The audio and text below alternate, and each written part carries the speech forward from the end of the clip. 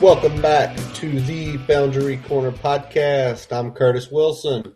I'm Brian Siegler, buddy. What's up? We're on a Thursday night again. Thursday night, back to the old time slot, not the new time slot. It's been a week for us here in Richmond, man. Snow all over the place, kids not in school, us trying to work from home. Yep. With kids not in school. They pushed us back until at least the 17th before we can go back in the office. So. Oh, wow. Yeah. Oh, wow. Well, I'm going to be here for a while. We have not been given the official date yet, but needless to say, the week after the holidays, which was a lot of fun. I know me and you talked numerous times, texted back and forth. Yep. Got to say, your son's Rainbow Road, sweet. Yeah, I've been having just as much fun as he has with that. Anybody that's got kids of a certain age, get that Hot Wheels Rainbow Road. It is the shit. All right, I'm going to give you all another suggestion. Kids of a certain age. When we say a certain age, I'm going to say 5 to 10, 11, maybe even 12. Nintendo Switch, Hot Wheels Unleashed. Dude, that game is sweet. I mean, sweet. Like, if you're like us, we have probably 300 or 400 Hot Wheels cars in this house. You've seen. It feels like you go into this race and you notice and can identify every single car that's on there. And you can customize the cars. And you can build tracks. And you can customize. It's like so sweet. Like, I sat here one day and we were playing, like 4.5 hours went by. Like, oops. But the holidays were a lot of fun. This week's been kind of crazy with all the snow. What, 6.5 inches here in Richmond? Yeah, we had about 5 on this side. I know y'all had about another inch or two more than we did. Yeah. So just lots of crazy stuff, man. And I tell you, it's been a little over 2 weeks since we were last recorded, and we have a ton to unload tonight in all aspects of Hokie football. But we're going to start with a couple Hokie headlines not related to football. And Brian, I didn't get to watch this last night.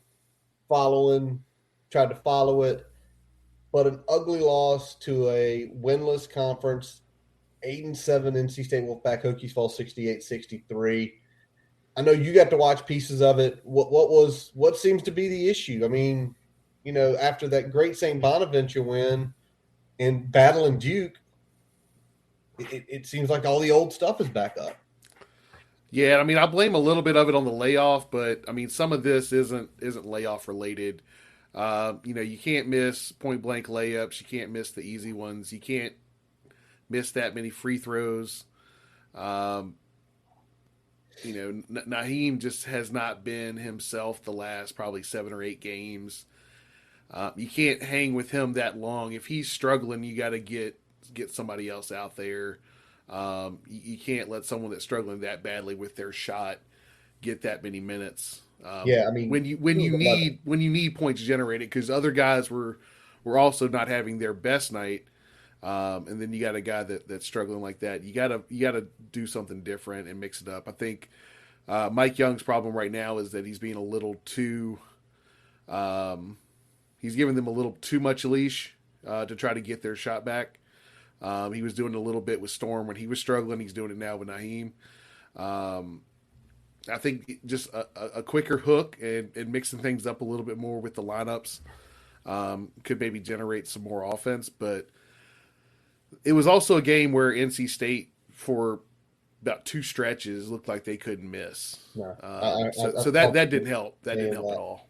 Yeah, I saw people saying that there were a couple stretches, one in the first half and one in the second, essentially when they took the lead and kept it like 5-6 minutes where it's like every shot they take they can't miss. And I know me and you talked about Naheem yesterday. He shot 18% from the field.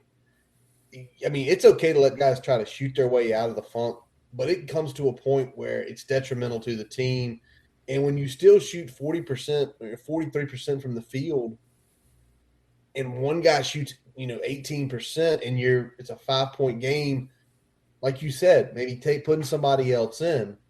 The other piece, and I don't think there's any way to fix this just based on how the team's constructed. They got murdered on the boards. Yeah. Out rebounded by the offensive rebounds were ridiculous. 14. Yeah, 14 there was a period where there was one offensive board on like 5 or 6 straight possessions for NC State. So it was pretty awful. That stretch was pretty awful to watch. But I still think this team has talent, but they've dropped so many games at this point where seeing a path to the NCAA tournament it's narrow at best. Very narrow. It's going to have to be something like out of the next 12 games. And I'm trying to look here at the thing. Yeah, the next 12 games, which is basically almost the rest of the regular season. I mean, it's going to have to be 10. Yeah. 9 or 10 wins. I think what we're looking at is like, I think there's 16 left. I think they need to go 12-4. Yeah, that makes sense. Yeah, I'd go there. Yeah, that's pretty much what they'd have to do.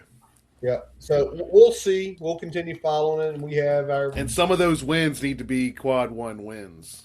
So, got to beat the upper echelons.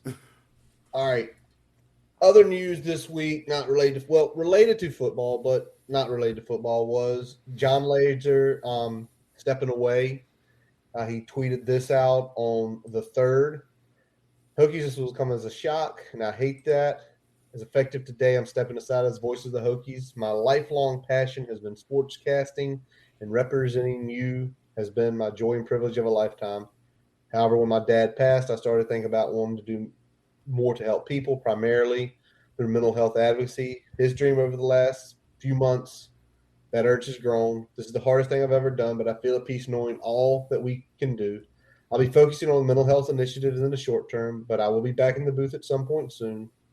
Know that I love you all and will always appreciate the faith you put in me, and I respect you always treated me with. I will always be a Hokie. Thanks for being there, and thanks always for being Hokies, ladies. Kind of a shocker because he was in New York just a few days ago calling the game. Yeah. And it's kind of funny because some people Laser has grown on him, right? We heard that from people. Laser's grown on me. I think for me and you, it was great from day one. We were so used to him here in Richmond. Yeah, that voice was already we associated with it. Yeah, I think that's the difference for Richmond folks is that you were already hearing that voice from time to time in your sphere, so there wasn't that much jarring. I mean, you heard something. It wasn't touchdown tech, but it was different, but we were familiar enough where it wasn't as jarring as it was for probably some of the Roanoke folks, the Blacksburg folks, the other folks in the NRV that were full on Roth disciples. And don't get us wrong, Roth is a disciple. If you are a Tech fan of our age, so many calls, whether you heard them on the radio or later, like watching the highlights and they play it, it's always Mike Vick's one. Always a miracle in Morgantown. But for John, the Clear Mountain Air, it started coming, and whatever's going on, Laser is, from every account anyone's ever had, Laser's a great human being. Great human being. And so hopefully, I mean, I don't know if this means he's going to come back to Tech or if he's going to do other things, but for him, God bless him.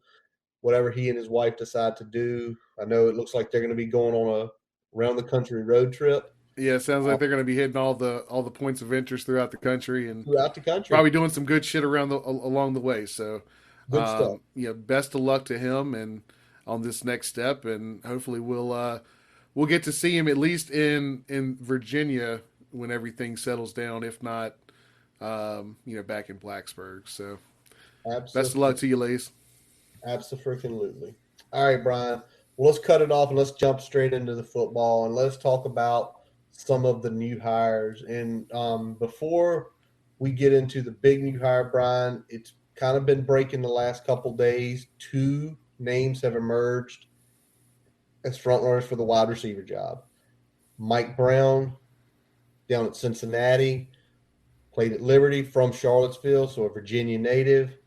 and Tony Washington down at Coastal. From High Point, North Carolina, played down at App State. Yep. These guys are like in their 30s.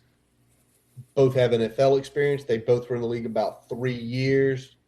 Brown had some significant playing time. Washington hung around a few good practice squad rosters. And we're only mentioning these guys' names because this is stuff that came out in the public. Jason Stamm, who used to write for Rivals, writes for several other sources now. He has said it, and I can't remember who mentioned Tony Washington out. There was a couple guys that mentioned Tony Washington. Okay. I can't remember right off the top though. I'm good for either one of these guys. I'm good for either. I'd probably prefer Mike Brown.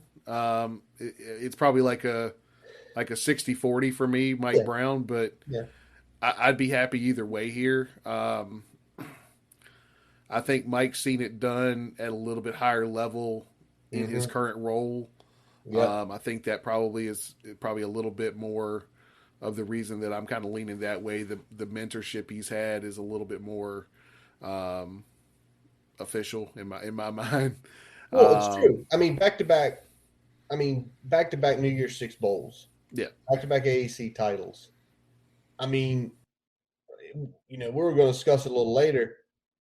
He's got a guy who's a junior that is, Sauce is getting heavy praise, and he's probably going to be drafted in the first 2 days. And here's the one thing I want to joke about, Brian. Watching some Coastal games, definitely watching more Cincy. Our wide receivers are still going to run block good. Did you watch them? It's all the other stuff that they do a lot better. It's the stuff you expect wide receivers to do, not the stuff that is the nice icing on the cake that we've been getting. So whenever this breaks, which I think this is probably going to come to fruition, probably before the next time we jump on. Yeah, before you hear from us again, I'm more than likely we'll have a wide receiver coach that we can talk about a little bit more in depth. All right, Brian. When it came out was about 2 weeks ago about our potential offensive line coach. Yeah, we were on watch like just before Christmas, the holidays. Yeah, but it was about before that is when the smoke started. Yep. Give me the first thought. Did you think this is bullshit? I'm not getting my hopes up. When I first heard Joe Rudolph's name floated out there, I was like, well, that certainly would be nice, but that was kind of like, when we were first talking about who a good OC was, and we'd be like, well, if we get Joe Brady, that'd be great, right? Joe Rudolph was my Joe Brady of offensive line. So that tells you where I landed on this, is that I'm ecstatic. Oh, my God. So Joe Rudolph announced associate head coach, run game coordinator, offensive line. His track record in every sense speaks for itself. He played offensive line at Wisconsin while Barry Alvarez was beaten up. He was part of that early 1990s Rose Bowl team. He then played in the NFL for 5 years, including with my 49ers back in 1997. After that, took some time off and then got back into the coaching ranks in 2004, where he was with Ohio State as a GA, then doing some strength coaching. Moves over to Nebraska, goes back home to Wisconsin, coached tight ends then. Then we got to know him 2012 to 2014 with Pitt, OC there with Paul Chris, tight ends coach. Then he goes back to Wisconsin, where he was basically the, secondary offensive coordinator and the O-line coach. Yep.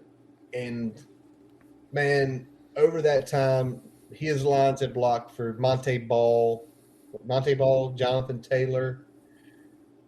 I mean, so many good running backs. He had a guy won the Remington just a couple years ago.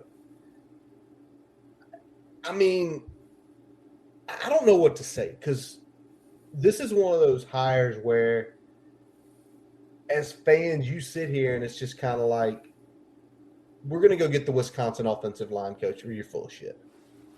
You're full of shit.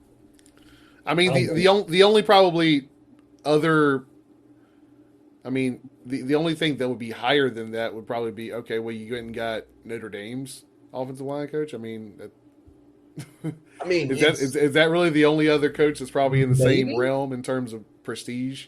maybe. In terms of what they've done as a program, the guys they put in the NFL, the the numbers that their running backs put up, things like that. I mean, it's production central for running backs, and you don't get running back production without good offensive line play. No. So you get Joe Well, look at Rudolph. offensive He's production. getting the associate head coach tag. He's getting the running game coordinator tag, and he's coaching OL. And I mean, to me, this is as good as it gets in terms of establishing what we want to do and getting our identity back. I don't think it's going to be the full on ground and pound that you see at Wisconsin. Yeah.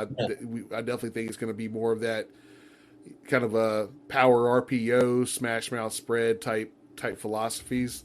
But having a guy that can coach that zone, but also coach those gap techniques, so you get the gap. Yeah, and he can recruit, and just kind of already having a good understanding of what it means to, strategically set up an offense each week and things like that. He's not just been a position coach. So he's already got that coordinator experience where he's coming in, partnering with what we believe is going to be Tyler Bowen. We haven't still got the official announcement, but I mean, everything's out there that's the move. We just got to get this Jacksonville season over with. We just got to get 110 done. Y'all got to smash them Sunday and get to the playoffs. Yeah, and then we're going to end Tyler Bowen's NFL year, and then he's going to come to Blacksburg. Exactly. But just still, I think now, and Brian's you've kind of already talked about the zone and the power schemes that Rudolph, they run both. I think what you get to do for the next, about 6 weeks, because we're aiming about 6 weeks from now, we're going to do a breakdown episode. Yeah, Brian's it's going to be either you're either going to see me doing that episode here with pretty much nothing on the walls behind me, or at the new house with pretty much nothing on the walls behind me. So be prepped. But either way, Brian gets to start looking at, we already talked about Brad Glenn's stuff, Tyler Bowen stuff, Rudolph stuff. Probably looking at some Joe Moorhead tape where Bowen's kind of cut his teeth. I mean, right now, and we don't have the wide receiver coach, we don't have the offensive coordinator in name yet. But let's just talk just a second about the staff in general. Let's go. I mean, so much experience. David Cunningham, shout out him. He continues to put the spreadsheet together. I think we've got like 200 years of experience. I'm joking, but we have a ton of experience at the Division I level. We have guys who are really good at what they've done. And I was told Brian right before we got on, this isn't a buddy-buddy thing.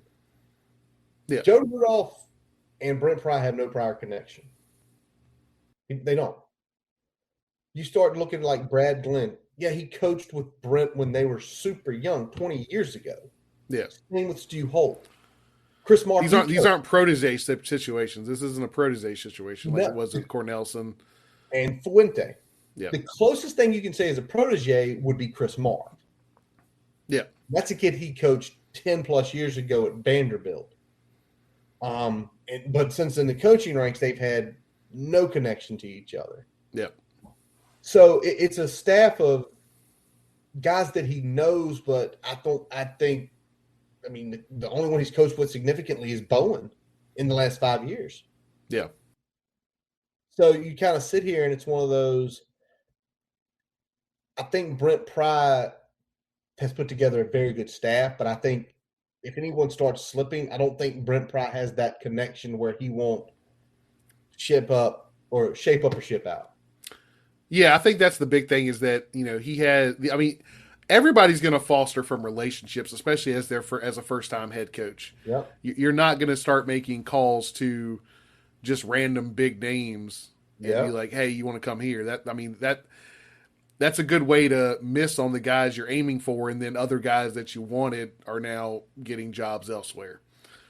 You target the guys that you've got relationships with that you feel like would work at the university that you're at, want to come there, and then you go seek them out. And I think Coach Pry has done a good job doing that. And Brad Glenn is a great example. I mean, I think from a quarterback and passing game coordinator standpoint, it's a good complement with what we have at OC and what we now have at offensive line. I think that those are going to be good complements to one another. We're still waiting to hear on wide receiver, but I feel like both of those guys kind of fit that same mold of, and I think again the focus on recruiting. So the mold we're looking at, solid reputation as a on-field coach. Most of these guys are above average or better recruiters. yep, absolutely. And I'll tell you what else, Brian. Let's go to support staff because he's knocking it out of the ballpark there. Obviously got Dwight Galt on staff. There's a rumor Jarrett Ferguson was in Blacksburg today. Started following Galt. Started following a couple other Hokies that he didn't have on. Yeah, Hokie staffers that he didn't have followed before. Yeah, tea leaves. But over the time that we were gone, and if I can't pronounce the name right, Mike Villagrana is going to be the senior director of player personnel. He comes over from Marshall, where he was essentially a GM, and basically assembled their recruiting staff, the highest rated recruiting staff or recruiting in Marshall's history. He had also been director of recruiting at Mississippi State with Leach and Moorhead. He was with Pry up at Penn State from 15 to 17. Basically in the recruiting department up there. So the way it seems to me is Mike's probably going to be heading recruiting in some way under a player personnel. Is that what you're getting from it? Yeah. And what I liked about him right off the bat is that he brings the bona fides, but I mean, I've also seen him. He's pretty active on Twitter, so he's using social media as a leveraging tool. Pretty off the bat, and he's interacting with fans. He's liked some posts from fans, retweeted some stuff. So you like to see that from a recruiting side off the field staff perspective. So that's a good start, and I thought that was going to be it in terms of kind of big moves on the off the field stuff, and then we got the news a few days ago. Just Michael Hazel, chief of staff. And this was a coup because essentially this guy had been doing the same thing for James Franklin for quite a few years. Obviously, with Pry fostering the relationship up there, he comes down here. He was the senior director of football operations up there, and down here, he gets chief of staff. Like up there, he was looking at external operations, analytic, facility projects. He was the liaison between football and the athletic department, marketing. So it sounds like he is going to be the guy that is going to essentially be John Baylon. All the tech heads, he's going to be Brent Pry's John Baylon. And, got his – I'll tell you this right here. This is the one that he went to Elon. He got his MBA from Elon. He got a master's from Vandy. You don't just get to go get your master's from Vandy. This guy seems smart, and it seems like he knows what he's doing. And for a guy who's going to be the right hand of the coach and needs to know everything, I mean, I'm still a little bit shocked that he left Penn State. Yeah, this is a big move. This is a big time move to get a guy from the program that you're leaving to kind of follow you. And in terms of off the field, I can't really think of a better fit because this is a guy that knows what it takes to recruit big time players to a similarly positioned university. Yep. And I think that's something that we need.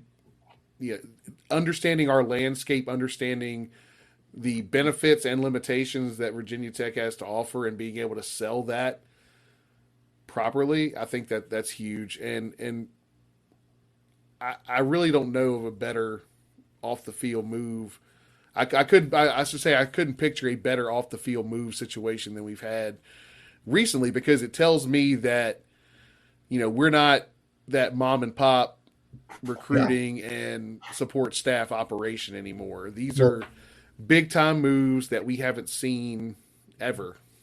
no, ever. And Whit said it back in with the spring about the stuff that was going to be happening, right? Yep. And it's happening. Like you said, we're no longer mom and pop. It's starting to look like a modern day collegiate football program in putting all these guys in roles. And I don't. I think me and you probably can't wait. Probably most of us out there, you probably can't wait. What's going to probably happen really in the next month, as you start seeing the analysts, as you start seeing the recruiting and how it's shaped out. Obviously, me and Brian have thoughts of the way we like to see it. I'm just interested in how it develops, how Brent Pry puts it together, and how he creates his model. All right, Brian, let's skip over to this. We did have one more Hokie essentially declare for the draft. Tay Daly transferred, although he did have a year of eligibility left. He's 23 years old. He had a pretty solid season, you know, good tape to put out there.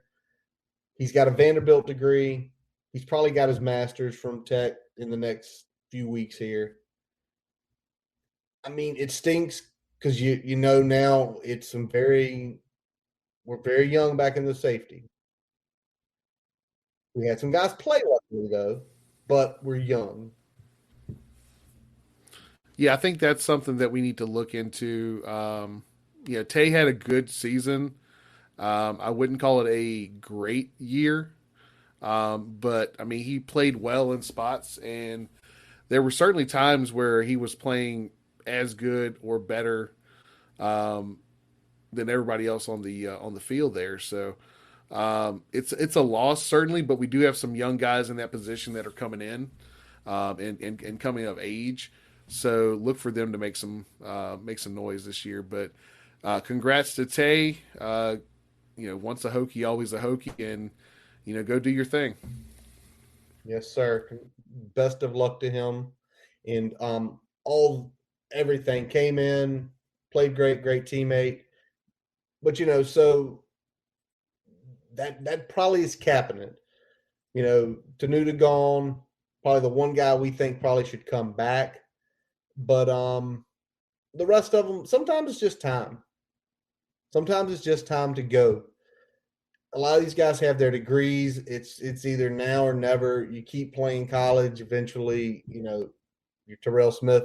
Love Terrell Smith, but not too many guys can go, 7 or 8 years in college. And what we're going to jump into next here, we're going to look at the portal. And our buddy Brett over from Pick Six Previews, we've already talked about it. Brett from Pick Six Previews have been keeping real track with it. And Brian, there have been 1,000 entries into the portal since August. Yeah, it's a lot of people. A lot of people in the portal. That's a ton of people in the portal. Where I feel for it is, I mean, there's a lot of guys declaring for the draft leaving, going to be asked to leave just because they have their degree. There's going to be a lot of kids that don't have anywhere to land that don't have their degree, that were given bad advice. And that's what sucks, because we were talking with our buddy Robbie the other day, and it's just like, it's free agency now. Free agency is great. You know what happens a lot of times? The guys who go in free agency, they never get signed again. They never play again. That's my fear. There's going to be kids out there in it that just are never going to find a place to play. Yeah, that's the concern. And obviously we saw this coming. The transfer portal is free agency for good or ill, and I think it's more or less. I mean, it does give players freedom, which I'm all for. But obviously, with freedom comes risk. So you take the safety net away a little bit as well, in exchange for the fact that, hey, you can pack up and move when the mood strikes you, when the when you feel it is in your best interest. But again, you're doing that with much less of a safety net than you were before, because you can do that before you have your degree. You don't have to think about the decision because you don't have to sit a year, so there's not that there's less of a impetus to kind of step out there and see what's out there. Because if something is out there that does strike your fancy, you can make the move at any time. So we'll see how this continues to shake out, but let's go ahead and while we're talking about the portal, let's talk about some of the positions that we are targeting. And we had talked about this, I think, a couple episodes ago, where we really need to focus. We said quarterback was number one. We said probably defensive line was number two. Offensive line and wide receiver are probably 3A and 3B. And the top notch one that we needed to get taken care of. 6 p.m. tonight, Brian. You saw it, I saw it, Hokie Nation saw it. That we can erase that now. Go ahead, mark your scribble through it. QB room is now significantly better with the commitments of Jason Brown coming from South Carolina and Grant Wells coming over from Marshall. Who do you want to talk about first, Brian? Jason or Grant? Let's start with Jason. All right, Jason. First of all, he's coming home. This is a Fredericksburg kid, played with Taiwan Garbett, spent some of his early years up at FCS St. Francis, where he was a starting quarterback in 2019. Threw for over 3,000 yards, 62% completion percentage, 28 touchdowns, 6 interceptions. When the 2020 season canceled, he decided to transfer over to South Carolina, where he started 4 games this year, went 2-2, including beating Auburn and Florida. 720 yards there, 8 touchdowns, 6 interceptions. 6'3", 230-pound guy, so well-built, older guy. Do you think he is in the lead as we sit here, as they just dropped their commitments to come to Tech?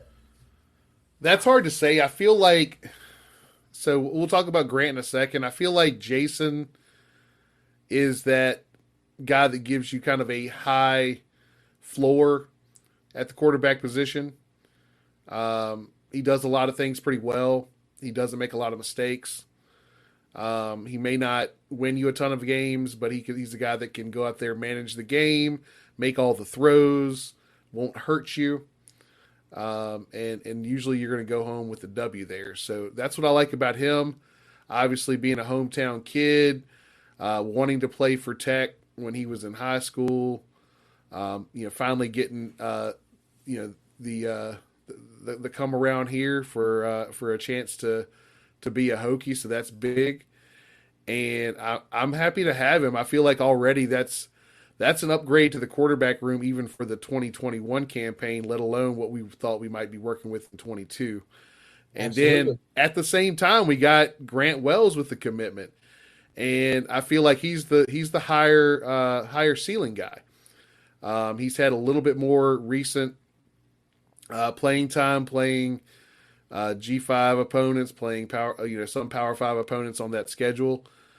Did well. The only thing I'd like to see him clean up is the interceptions, but efficient otherwise. If he can cut his interceptions in half, then we're looking at a damn high ceiling for that quarterback, especially if we're not leaning on him too much within the running game. Yeah. He is more of he's not a pocket passer, but he's not a true dual threat. He's kind of, he's that pocket guy with some wiggle. Exactly what he is. Where Jason's doesn't have quite the wiggle, but Jason's 6'3", 230. So you kind of, it's one of those things where, Jason probably can take some hits, especially playing 4 games down at South Carolina, playing more. Essentially, he played better competition. He played Clemson. He played Auburn. He played Florida. he saw better competition and more athletes than Grant Wells did. But don't get me wrong, Grant Wells, he was the CUSA Freshman of the Year back in 2020. And his career numbers are really insane to only have played 2 years, over 5,600 yards, over 30 touchdowns. You said it perfectly. He does have to clean the interceptions up and the turnovers in general. He's also fumbled the ball a lot. But they both have arms, right? Both of their arms are better than Braxton's. Are they the athlete? No, they're not. But that's okay in what we're probably projecting what we're going to be doing on offense. The way I kind of see it right now is just because Jason Brown has played the level of competition he's going to see week in and week out here at Tech next year, I think he's in the lead. I also think he's in the lead. He has 1 year of eligibility left. 1 year. Grant Wells he just completed his third freshman year, Brian. Yeah. That's impressive. It takes a lot of skill to do that. So he has essentially 3 seasons left of eligibility after this year. And you have Taj Bullock, and I'm going to go ahead and throw Taj in there. Taj has 4 seasons left of eligibility. So from where we were looking at, oh my God, how are we going to figure this out? You've got your 1 year gap guy, and then you've got a guy who's played, solid backup, and then you've got the project. So that room went from shit to this isn't terrible, and our backup quarterback situation is 100 times better than what it was last year at this point in time. Yeah, we actually have, regardless of who ends up winning the job, you at least have one guy behind that person that can go in a game and get you a win or two. If the starter has to miss significant time, that you won't see a significant drop off like we saw this year, where you had to pretty much improvise an offense around the limitations of your backup versus essentially playing your offense with a tweak here or there. It's the difference between calling certain plays that that guy's it's their bread and butter versus having to tailor the entire offense around what that guy does well. Exactly. With Connor Blumrick in the game, you had to tailor the entire offense around power quarterback runs, play action passes, things like that. There wasn't a whole lot of rhythm, none, in that offense with Connor at quarterback, and that's not Connor's fault. He was put in a situation where he was the best available option, which is unfortunate. But that's how things shook out between Knox's injury, between Knox leaving, between Knox's limitation, between Braxton's injury, Braxton's limitation, Braxton into the transfer portal. 2021 was as bad of a quarterback situation as we've seen probably ever, at least since the I'm trying to even think of when it was worse. Can I tell you the only other time it was really this bad? Brewer Motley, maybe? I mean, Molly could play. I mean, Molly beat Purdue. Molly can at least throw the ball. He can make all the throws. Can I say, and this is no disrespect, but 20 years ago when Vic went down? Yeah. No disrespect, but we didn't have essentially a backup quarterback behind Michael Vick. The front end was much higher. Oh, just a little bit. But, even in the years with like Dornan and Tyrod, you felt good. Maybe Tyrod with Logan, because a couple times Logan had to come in and he made good passes. So probably 20 years ago is probably the last time it was as bad as it was last year, because there was no one behind the number one guy. Yeah, I was thinking like front end quarterback that has limitations, backup quarterback that is even a drop off from that. That's why I went with the Brewer Motley thing. Yeah, but at least you felt like they could play. So who knows, man. All right, Brian, the other position we've talked about, and we know 2 big offers and things are very interesting. The wide receiver room, Jaden Blue got a Temple. Look up his numbers. Very good wide receiver. Has shown he can do it against P5 competition. And Antoine Wells from up at JMU, Highland Springs product. Wells is getting a bunch of buzz from a lot of He's getting offered schools. everywhere. Yeah, so Everywhere. if we end up pulling that, that's a big pull. Um, I'm not necessarily putting it in the bank, especially since we don't have a wide receiver coach yet. But I'll say this: now that we've got quarterbacks, it's going to be a lot easier to start talking to wide receivers It is because going to be a up lot until of this point, it's hard to say, all right, come here. But we got Connor Blumrick throwing balls, and we got a redshirt freshman that saw a handful of series in a bowl game, and that's it. Uh, Mhm. Now you got two quarterbacks that have seen a good amount of time at various schools. You got something that you can sell now. You Got have a something you can selling sell to product. the wide receivers. Well, and for guys like Wells, I think Blue might have 2 years of eligibility left. I think I have to go back and look. But a guy like Wells, it's like you're not going to be screwed next year. Look at our plan. He's a freshman. You have, if you're going to be here 3 years, you're going to have a good quarterback at all points in time. And, you have the kid from Hawaii who went in the portal, the Wyoming kid who blew up this year is in the portal. So, you know, it's now something you can sell of what you've got. Can I say something else, Brian? This dropped after you built our rundown here. We made an offer to Ryan Johnson, a DN out of Stanford, Yep. this afternoon.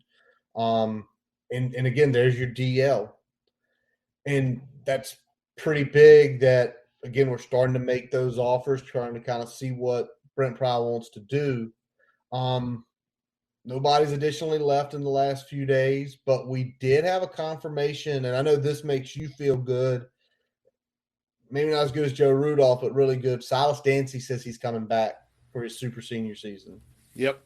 That's big for us because that gives us three returning offensive linemen with some significant playing time And between him and Caden Moore and then Parker Clements. yep, So getting those three, that at least gives you some foundation to lean on. We're probably still going to target at least one or two offensive linemen in the portal. true. But we got some younger guys that are coming in.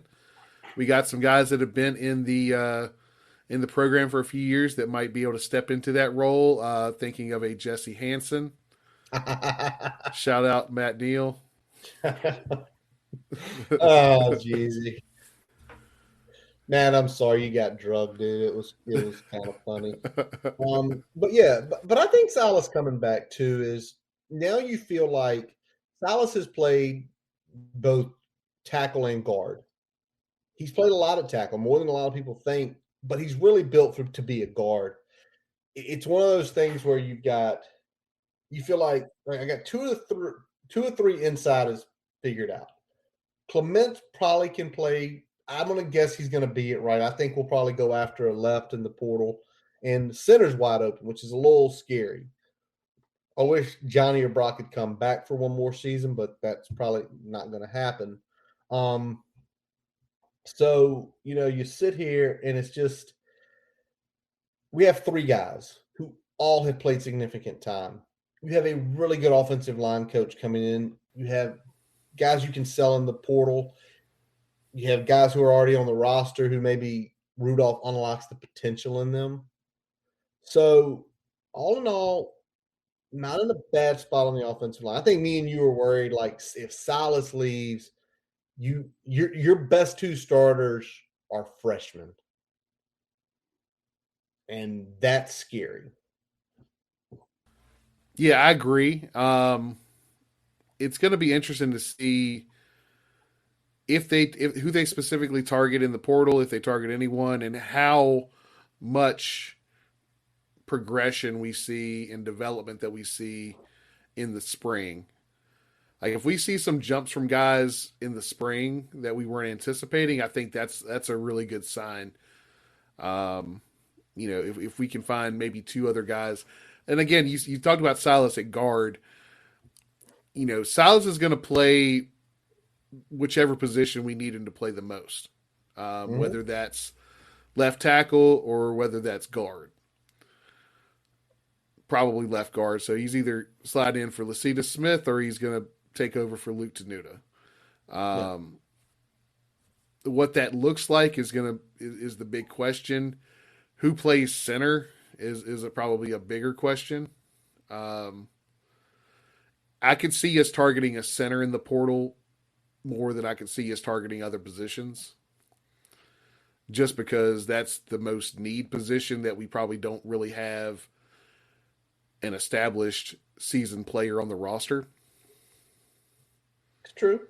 It's So true. if we end up targeting a player in the portal and we're only taking one, I'd like to see us take a center and potentially a left tackle. There's not going to be a ton of left tackles out there in the portal, Mhm. but that's where I would go. But I'd go center before left tackle because I think Silas could potentially hold it down for one season. All right, I hear that, man. I hear that.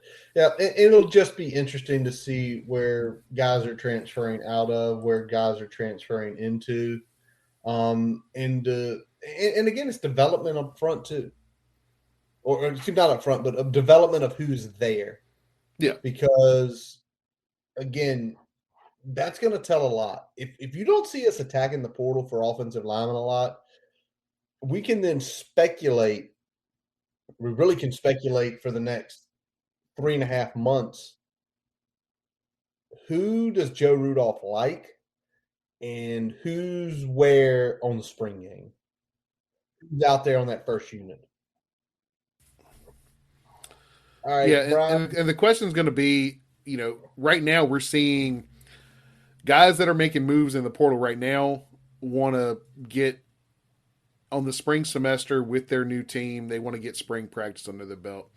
There's going to be a bunch of guys that aren't sure where they're going, haven't got enough bites yet where they feel comfortable pulling the trigger.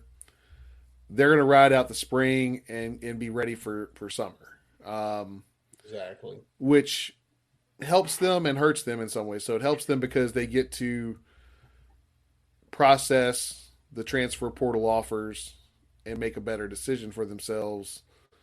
It's not as rust of a situation there, but They're, they're they're, foregoing the chance to get that spring ball, get their position locked in heading into fall camp. They instead of having to go into fall camp where they got to earn it. It's true, but the other piece is with spring ball. And for example, let's say we don't come out and we don't have a starting center, and we don't have another starting tackle or guard. You go put your name in the portal, then look at his tape. He started for 2 seasons. He ain't all American, but we just looked at spring and what we saw, and it won't great. So let's go get someone who on tape we have. So yeah. All right, Brian. Before we get into wrapping up the bowl and looking at a few other topics, we are going to take a quick pause for a message from our digital partners. As we take a quick break, we'd like to tell you about getting your free website report from our digital partner, Grassroots Digital Marketing Studio. They'll tell you how your website ranks on Google, on-site SEO, and social media. No commitment to buy anything. You can get your free report by visiting grassrootsdigitalstudio.com/free-website-report. Now back to the episode. All right. So the Pinstripe Bowl wrap, Brian. Let's start this. Even though we are not Yankees fans by any stretch of the imagination, Nope. any stretch of the imagination, the helmets that they did were cool as hell. Yeah, some of the coolest helmets that we've seen in terms of alternate logos and things like that. Getting the Yankee NY on there, that was pretty cool to see. Harkens back to when the Yankees came down to Blacksburg, wearing the maroon and orange. So that was really kind of big. Probably one of the better, like I said, better alternate design helmets that we've had. Yeah. So shout out to the folks behind that team, Clark and everybody else. So Yeah, big shout out. Whoever designed it, it looked great. I am sure if one of those ever sneaks out of buildings, that thing is going to fetch a lot of money because they said they were not going to auction them off or sell them. So that tells me that they're going to people. whatever. All right. Well, let's talk about the game itself, Brian. It was an ugly game, really ugly. Hokies lose 54-10. And Brian, I want to go through our game plan and let's see how many X's we give. First Okay. of all, we talked about we had to field a team. Barely. We did. cleared that bar barely. Guys like Dwayne Lofton didn't play. Several other guys didn't play.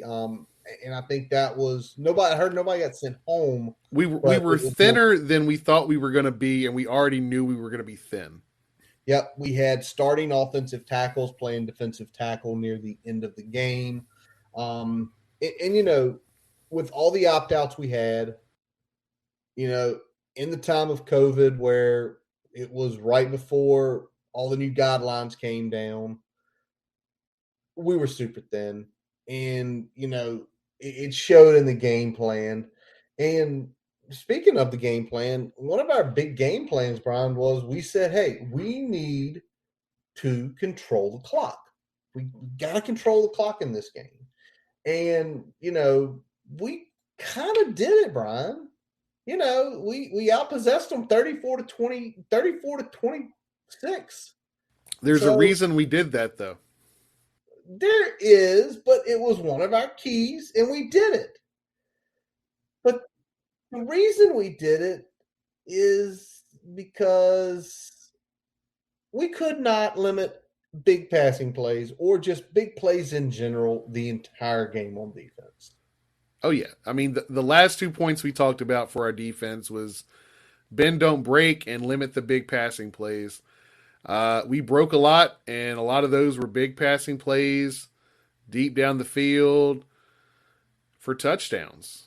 And 70-plus yard runs, multiple receptions over 25 yards, multiple runs over 20 yards, punt returns of 90-plus yards. Yep. Yeah. And I think what kind of me and you were talking about the bend, don't break, and limiting those big passing plays, you said straight up, Brian, like we need to run cover 3 quarters the whole game. I saw a lot of man. I saw a lot of single highs.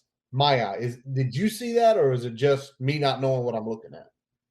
There was some of that. Some of it was cover 3 that because of their alignment became de facto single high, based on the routes that were ran and the alignment of the wide receivers.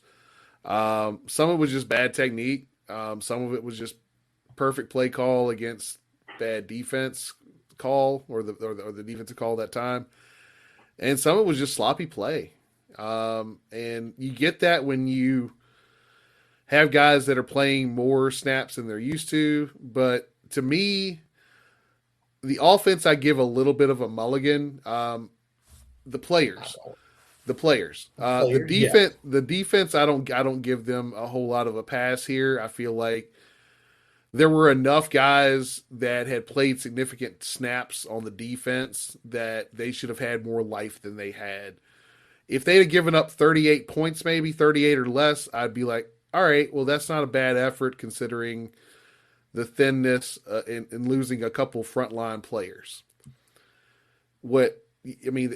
It's the extra 2 or 3 touchdowns there that really makes the difference in what would have been a respectable outcome versus the clown show that we saw. Now, on offense, the thing that I've got a criticism for is the thing I've criticized the whole year. The play 2 caller. years. The play caller. Yeah, 3 years, 4 or 5 years. Yeah. And my big thing is that, yeah, you started Connor, but this was not a empty the clip, throw everything but the kitchen sink at Maryland. This was a borderline conservative, do what we do. The same offense that we saw rolled out against, Miami and UVA, we saw rolled out against Maryland, and there wasn't any significant wrinkles added in there to give any sort of new look. There wasn't as much of an emphasis on the running game, I feel, as there should have been in terms of getting the ball to the running backs. And I thought there was some opportunity to get the short passing game involved, which we haven't done all year, and we didn't do again. Didn't do again. It was same old, same old. And for a guy who potentially was coaching for his job, there were no tricks. There were no interesting. And I know people were saying, "Well, look what we've got here. What can we do?" Well, that's the thing. You look at what you've got, and if you even don't have that much, you still say, "Well, we're going to dial up some things.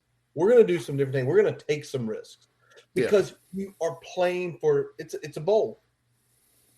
You're not playing for a championship. You're just playing a football game. It's the last one of the seasons. And it's like, no, we're just going to do this. We're going to do the same old simple game plans. It's going to work. No trick plays, no, double reverse passes, anything like that. It was literally, I'm just calling these 8 plays on a play sheet, and I'm trying to get out of here as quick as I can. And, I say he play called his way into a high school job. Ooh. There was a Jaden Pate sighting. Heck of a catch by him on the sideline. Yeah. Malachi Thomas had, Malachi's a freshman. And I think what we saw those last few weeks was a freshman body hitting the wall like so many times. But, Blumrick did the best he could. And should have been a quicker hook to Taj, in my opinion. If you weren't gonna, if that's the offense you're gonna call, then you should have gotten Taj in there sooner. Every fourth drive, it should have been. Every fourth drive, he should have been out there running thing, not going in, handing the ball off, and then running off the field. He did finally come on, had a couple passes completed for 27 yards, ran the ball a few times. Definitely, I will say this. Looking at that, was it like the out pass he threw? It was like a 15-yarder. Am I making that up? No. That ball had some zip on it. And he threw it very nice on the back shoulder to not Connor Blumrick, Luke Bustle, the walk-on. Yep. Very nice looking passes. Yeah, and then he did have the one overthrow on the little dump. Yeah. So there's things to work on. Probably working on a touch a little bit and things like that. But when he got his read, knew what he wanted to do with the football right away, and was able to step and make the throw, it looked pretty good. There's still obviously things to polish there, but that's what spring ball's for. That's what fall camp's for. And that's what probably one more year of sitting behind somebody's for. And also, can I say something? Also, he's getting a much better coaching staff now. Yeah. And he's getting a coaching staff that honestly, based on his frame and his tools, is more designed to take advantage of the skills that he has. So I think what we're getting with Brad Glenn and what we're getting with Tyler Bowen and what he likes to do in that system can really work to the skill set that Bullock. Yeah, I mean, I think that's gonna play to his skill set a little bit more, and it won't be a one read and run go offense anymore. No. So, not at all. And the one thing I'll also say, Brian, I think every player we hit on for Maryland had a good game in some way, shape, or fashion. I hate being right, but when we, every week we sit here, guys, and we kind of independently look and then decide who we're going to get. And I mean, we hit obviously the quarterback lit it up. The running back had a nice day. Daryl Jones was not on our radar. Shout out to that kid from the 757 having a hell of a day against the Hokies. What can you say? They played great. They had a full staff. They had everyone vested. Mike Loxley is still 26 games under 500. He could win 10 games the next 4 seasons. He still wouldn't break 500. And, I don't think Mike Loxley and that staff, they called a great game against a depleted team. And that's all I can say. Yeah, I don't think that's an indication that they're taking another step. I think that's just, they played a team that was already down numbers, and they were down some more, and they had an interim head coach, and they were starting their essentially third string quarterback that probably should be an H back. There's a lot of things going on that are playing into that. So, Loxley, and I know Maryland social media had a lot of fun with that, but oh yeah, the Pry thing, they had fun with that. yeah, And I'm like, they were beating the shit out of their chest for beating a team that was down like 20, 20 players and players. 10 plus starters. And they Yeah, got, and it was good funny that job, good job, Maryland. some of the Penn State folks were then just ripping them, especially about the Pry, because it was Pry on the 70-yard touchdown. And they were like, yeah, we see what it is. He smacked y'all multiple years in a row. So you're going to come at it like this. All right. And Yeah. we remember. I think he didn't Stout even say something about it. Yeah, Stout said something. But just remember 2026, right? After year we're playing them. Just remember that. Mike Loxley will not be the head coach of Maryland by the time we play them, though. If he is, they are, they want to be mediocre, which kind of what they are. All right, Brian, let's hit a few other topics here. The playoff games. Let's talk about the Cotton Bowl first, Bama, Cincinnati. What's your take on that? Just, I thought that Cincinnati played pretty well overall, especially on defense. Just what you saw with what Bama was able to do in both sides on the trenches is where the differentiator was. Yes, it was. Once they got a decent lead, they were able to just grind the game out on offense, and they were able to dominate Cincinnati up front with their defensive line and their front seven. Can I ask this? And it's something, our buddy Dwight Vick kept talking about. He said he loves to run those three-man. He loved to play against three-man fronts. Were you shocked that Fickle and that defensive staff didn't adjust? Because my thought was, could you take one of those outside linebackers in that 3-3-5 stack and almost make them like at a 9 or an 8 and shift everybody to different gaps? They never did it. No, and I think if you still had Marcus Freeman, you would have. Okay. Because he was known that despite the base alignment, he would throw different fronts at you, especially if he saw problems that were going on. So I think if you still had Marcus there, you would have probably seen that adjustment. That's not.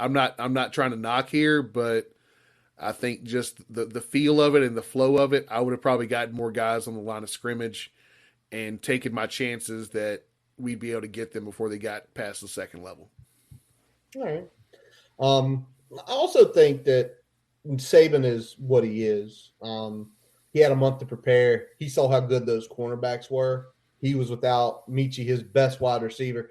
He wasn't going to challenge them that much. He wasn't going to go out there and say, I'm going to just sling around all day. No, we're going to run the ball. We have more Joes than they have. We're just going to grind them down. Now, the Orange Bowl, I mean, I hate to say this, Georgia just used the game plan they should have used Monday.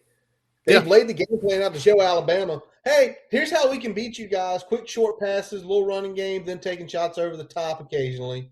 Well, what does the quick short pass do? I mean, so Michigan, if you're talking about their defense, negates Will Anderson. Exactly.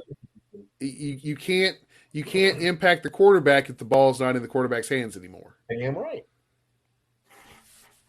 And you saw it. I mean, Hutchinson, that guy's going to be a stud NFL player. Don't get me wrong. He is. But to me, Kirby Smart, again, they had that month to prepare. He knew what he had to do. But he laid the game plan that can beat Alabama. He gave Nick Saban a week to say, oh, you're going to do this. Watch for a lot of press in that game. Watch for a lot of get your hands over here. Don't come up because he's trying to get them out here. Where if they ran their normal offense, they would have beat Michigan. It would not have been a blowout, but they would have beat Michigan. And I don't get that. Maybe that's one of those things where they thought, well, if they're hitting some of those trick plays and some of those end arounds and they get to the mid-20s, we've got to score.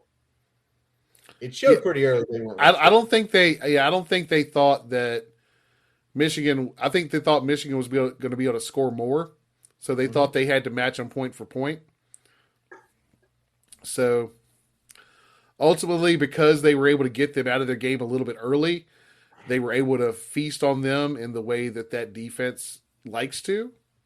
Yes. So once they got the lead, it really played into that defense's strengths, which is the opposite of what happened in the Bama Georgia game in the SEC championship. So, yeah, I think that's the big thing, and Georgia's going to need to do that again. They're going to need to, in my opinion, if they're going to win that game, they need a lead late second quarter, something to keep that game slowed down, get Bama a little bit out of their game plan.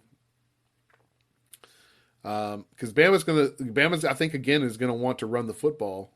They're going to run the football, but they're going to throw it like they did in that first game. What Bama did is Bama's got the blueprint. The question is, can Kirby adjust enough to take away that without exposing other parts of his game, which Saban's a chess master. Because if he I think Kirby's going to do this. He's going to have the game plan already laid out of what him and Bob are going to do. All right, can we just say this, Brian? What we're talking about now is why 12 is a better format. We're talking about we have so much time to prepare, so much time to get ready. Saban and Kirby Smart both have thousands of analysts. They really don't have thousands, but they have a lot of staff where if you go when it goes to 12, and I truly believe it's going to go to 12 before 2025, you're not going to have that time anymore. Because on the 12 model, you're going to have probably 2 weeks, right? 2 weeks is going to be the longest span you have, 2 full weeks. 2 full weeks. And in that case, I know somebody says, well, that's a lot of time to break things down. It's a lot of time to break the things down, but what it's not a lot of time to do is to implement the game plan, right? Yep. You can't do a week of breakdown, a week of installation, and then 2 weeks of practice. Yeah. And that's why I still think going to the 12 model, which we're going to get probably sometime into the spring when we have one of these weeks. Brian, what were you doing the day I sent you like 19 texts like this long each? Your phone died or something? I'm trying to remember because you come back to me and you're like, hey, dude, everything okay? Like, oh, sorry. Because you're like, I'm doing something. I'm like, oh, shit. Sorry, Brian. Yeah, I forget what I was doing. He was doing something, and I sent him a ton of texts about the way 12 has to break down, and we'll do that later. But that whole not having as much time is where it's going to give the lesser teams an advantage. Because when you give Nick Saban or Kirby Smart all that time to break it down, implement it, run practices implementing it, that's why they win. That's why they're so damn good. Let's hit this other hot topic, Brian, because it was so hot over the past 10 days. The bowl opt-outs. What's your feel on this as a guy who played? Oh man, I've said a lot about this on Twitter, off Twitter, around Twitter. So anybody that's seen what I've said probably either already knows what I'm going to say and hates it or loves it. But to me, I think the problem that we have is that we wrap the bowls in with the current playoff format and then say these bowls that used to matter no longer matter. Okay, yeah, because you've wrapped them into the same package that you have with this college football playoff, but obviously the playoff games matter more. They mean more. And when you had a scenario before with the BCS, you had two teams more or less that were playing for it all, but New Year's Six still mattered to a degree. It matters less now with the current format, in my opinion. If you're not in those college football playoff games, the New Year's Six game mattered less in terms of prestige, in terms of players wanting to go there, and the opt-outs are the opt-outs. I support the opt-outs. I'm not anti opt-out. I personally wouldn't be a person opting out of these games. That's because I'm an experienced guy. If I've got a chance to experience something, I'm going to take advantage of that. I didn't get seriously injured enough in my career where I would have had that in the back of my mind. I had one serious injury and a couple injuries that kept me out a game or two. I was never injured to the point where I was missing, 10 plus games or anything like that.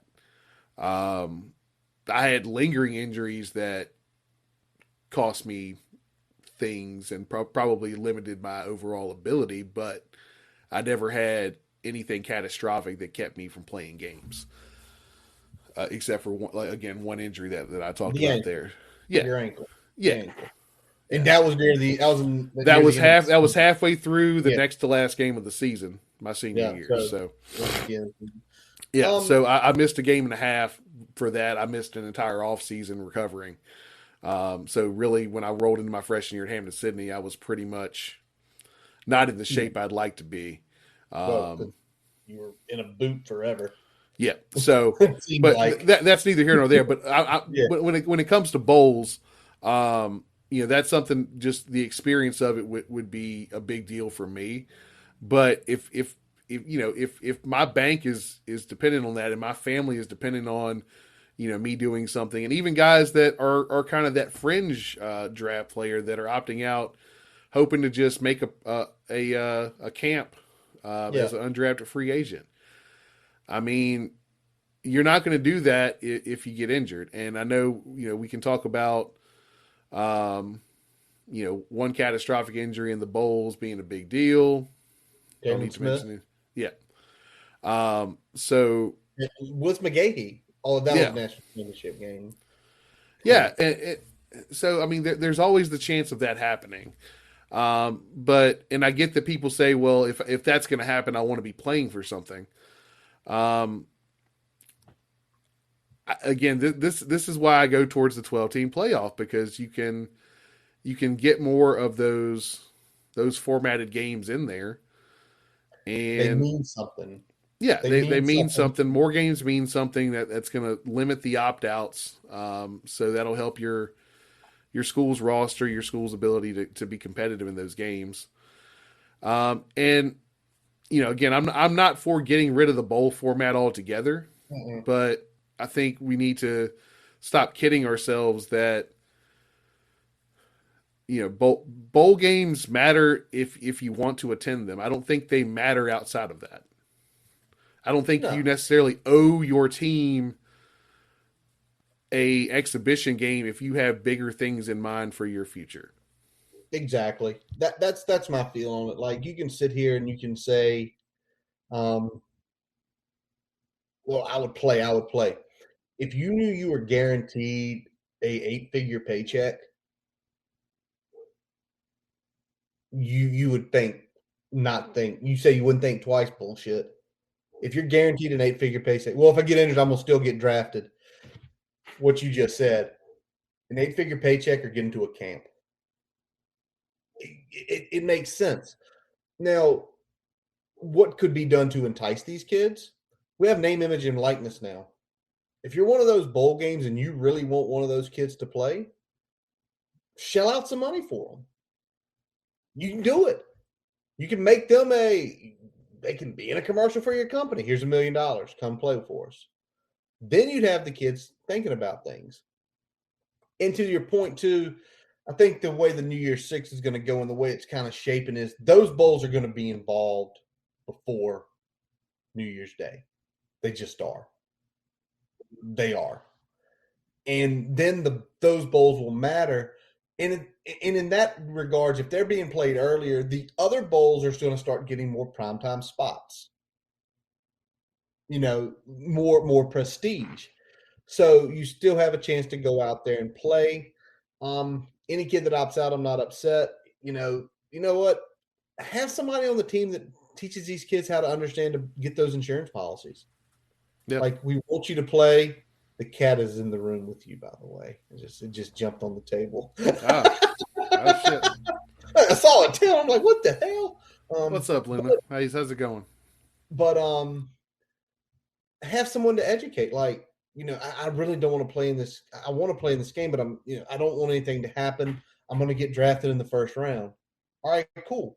Bring this guy in. Hey, you can look at taking an insurance policy, and if something catastrophic happens to you, you have a policy that covers you up to whatever. I think the Jadeveon Clowney was like $5 million, which life changing money. He's clearly made a lot more. So it is what it is. Well, it's life changing money, even if that's your ceiling. Um, Yeah, it's absolutely if you don't have to use it, then that's all the better, especially if you're a high caliber player, because you're probably making that. First round picks are making that in their first year in the league, more or less, between incentives and rookie deals. exactly. All right, Brian. Let's touch on one other thing real quick. The passing of John Madden. Um, for kids like us, I think our generation is Madden encompasses everything Yeah, because, and this is why I'll say this: we didn't see him coach, but we knew he was a coach, and we knew he was a really good coach. Then he became the voice of the NFL for us. yeah. And then when we were, you know, late elementary school, early middle school, Madden comes out. And, you know, it was everything. He was It all parts of our life. it literally changed the game of football, It did. um, in terms of how we think about it. Everything that we do with fantasy football now is in a lot of ways tied to Madden and some of the redraft formats that they had in some of the Yes. Madden dynasties and things like Yeah. that. So I mean, Can a lot of these things are tied into that. I ask you a I, question? yeah, What's the first one you remember? What's the first one in your head when you think Madden? What was the first one you remember playing? the first one I played a lot was '94. I played 95 a lot. I think that's year I also got my Sega too. Yeah, So it made sense. But what's your favorite? favorite. Oh man, that's tougher. Probably I can't remember the year, but it was the second one that was on the PS2. Because the first one there was still a lot of bugs with the because it was the one with the first true. Wow. I Was think that it was no. Hang on, efforting. 03?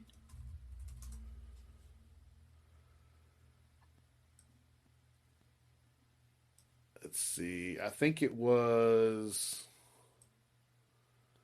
Either 03 or 04. I think it was '03. Okay. All right.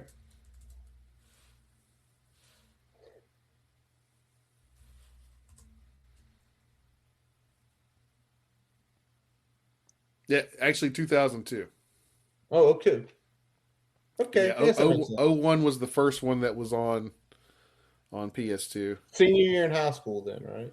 Yeah, so that's the one I'll go with. I mean, there's been others that had more features and better features, but I feel like that was the first one that kind of made it more of a true football simulation versus Yeah. some of the less graphically capable games in the Sega generation and PS1 Absolutely. generation. And the PS1 generation. I'm 06. I'm 06. Yes, I don't use the vision thing. I always took off the vision thing. But every other thing, it felt like you were truly running the franchise. The draft and stuff had been there.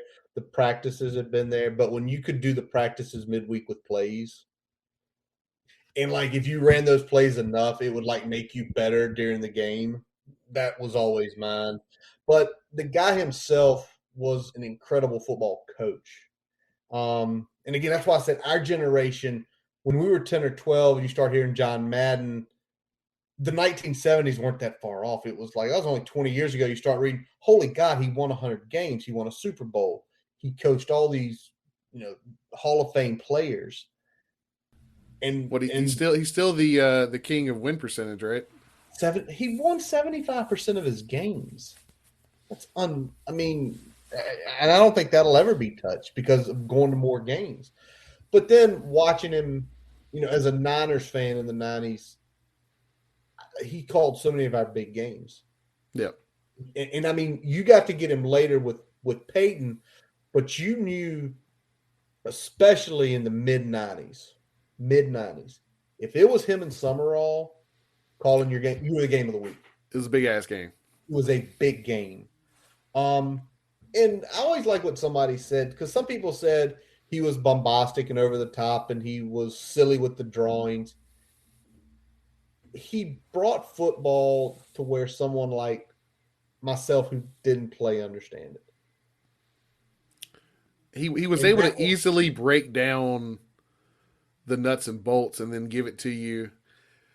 Like he essentially, so he took the ingredients and then he gave you a dish. Yep. Like I can take the ingredients and see the dish, but you might not see the dish looking at those ingredients. But once he breaks it down into the meal and gives it to you on a plate, Yep. you can digest it. So he did that so well, and I think just an infectious personality. You can call it bombastic if you want to. Infectious is a better word. Though. Yeah, Much just you just felt like you felt like if you sat and talked to him, like he would explain it to you. And I don't know if you heard this story. Did you know he used to teach a like an entry level class, like an entry to football? Like I I think that he didn't. taught it at Cal. Yeah, he taught it at Cal, and someone said that's why he became so good at being able to what you just said, convey it to just anybody. Because in that class, he'd be getting into the nuts and the bolts and getting hard, and he would see deer. They were like he would see the deer in the headlight looks, and he'd pull it back. So essentially, every year he had someone to go to, but it's an icon lost. It was literally days after the All Madden documentary, which I have not watched, but I heard is pretty I cool. did. I But, watched it on the day it came Christmas out. Day, Yeah, yeah, Christmas Day, I, nice, I was sitting there with my father-in-law. very We, nice. yeah, in the living room watching that, kind of just wrapping up a nice Christmas day. Um, and I mean, I know when they were talking about the making of it, that his family told him just the sections that he was interviewed. It was just going to kind of be a little small thing, and then obviously they brought in these all time guys and guys that he spent a bunch of time with, and folks that he was on the road with his crew. And it turned into the documentary that it was. And I think that him living to see that, I think, was probably really Great, really big for him. So it was really great. So rest in peace, John Madden. Now, Brian, let's go look at the bowl pick'ems. Um, I'm still trying to figure this out. We ended with the same number of total wins predicted. You have more losses. I still don't figure that out. That's the whole all of Saturday pick'ems. Brian wins bowl pick'ems though. I take on the regular season. Brian takes on the bowl season. If you would have went with Brian 21-14, you would have made some people some money. I ended up 17-18. I still don't know how the way I started, like winning one game out of the first eight. But real good bowl season. A lot of really fun games, especially the games don't matter.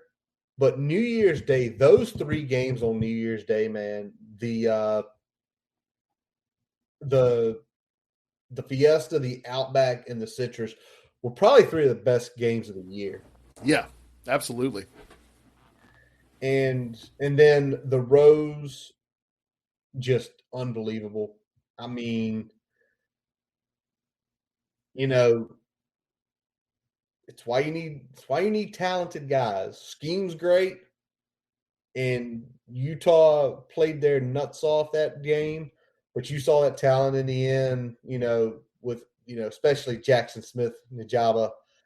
Holy shit. I mean, that kid went 300 plus yards, lit it up, made a name for himself. Definitely a first round talent, probably coming out next year. So, great bowl season. And there's one more, Brian, just a We got few days from we now. got one more, man. the national championship game, and we'll do our picks on it. I will watch it. That's just the love. I know some people were saying not going to watch. It's just an SEC thing. Bama, Georgia, in Indy. Georgia, the favorite, laying 3 points. Brian, what do you say on this one? I'm taking Georgia. I think the Money line and spread? money line and spread. Okay. I think All it's a tight one. That's like a 4-point win for Georgia. Late touchdown, retake the lead, Okay. and Bama can't get it down the field in enough time. So I'm Got going to it. go Georgia. I think them seeing what Bama did in the SEC championship game is the difference. I think this is kind of an inverse of the previous SEC national championship, where a matchup was played earlier, and the victories were swapped. I think this is another situation where the victories are going to be swapped. So I think that Georgia takes it here. All right. I'm not going to bet against Saban. I don't know if they'll win, but I'll take Bama in the points. Yeah. My thought is Smart has to eventually get a win here. Yeah, eventually, right? But I just, again, if Georgia had won, I think if Georgia had won the Michigan game closer and not shown a lot of cards, I think I might be leaning Georgia, but that worries me. You can't show that much to Nick Saban unless you've got something really schemed up deep. Todd Monken for Saban and that offense, because they've shown they can crack the armor of what seemed to be an impenetrable defense already. So I just want a good game. Yeah. And last year we got a crummy game. The year before that we got a crummy game. The year before that we got a crummy game. We haven't had a good national championship game in almost 4 years. Yeah. So I just want a good, competitive, fun game to watch. I mentioned it earlier, Brian. Both of our pro teams, win, you're in, right? Yep. I'll win. Y'all are definitely in. We win, we're in. If we lose, we'll need some help. If we win, we're in regardless. Yeah. We could have closed it out last week, but we played down to a lesser competition like we've done, and we lost another, 1-score game. Yeah.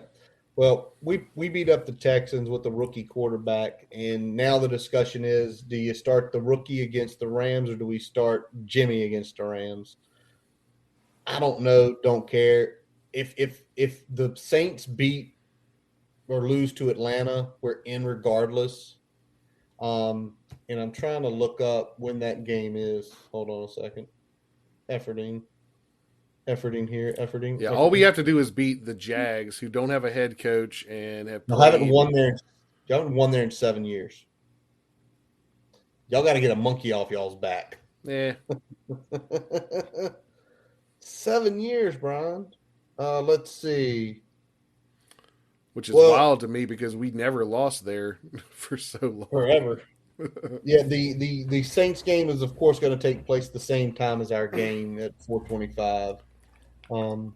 So, you got to play your nuts off regardless. We got to play. I mean, this is why they've set this up like this. And the funny part is, you heard what could happen, right? What's that? If y'all lose, or if y'all lose the Chargers, or if y'all win, the Chargers and Raiders should play to a tie or something funky like that. I'm not sure. If you hold on, let me pull up the standings here. It was like if y'all lose the rate, y'all would be 9-8. Oh yeah, they should play to a tie, so they have one less loss. They're 9-7-1, which percentages take them above y'all. Yep. Which would be crappy, but then the Steelers could make it in too doing that, so it's kind of funny, but it is what it is. Let's just Brian, win so we don't have to worry about any of these scenarios. That's all I want. I just want to see my team play in January in relevant football. So, is what it is. Brian, has anything broke in the last hour and a half since we jumped on here? Nothing fun, man. I think we're good. All right. Well, that will wrap up this episode of the Boundary Corner podcast. I am Curtis Wilson. I'm Brian Siegler. Excuse me.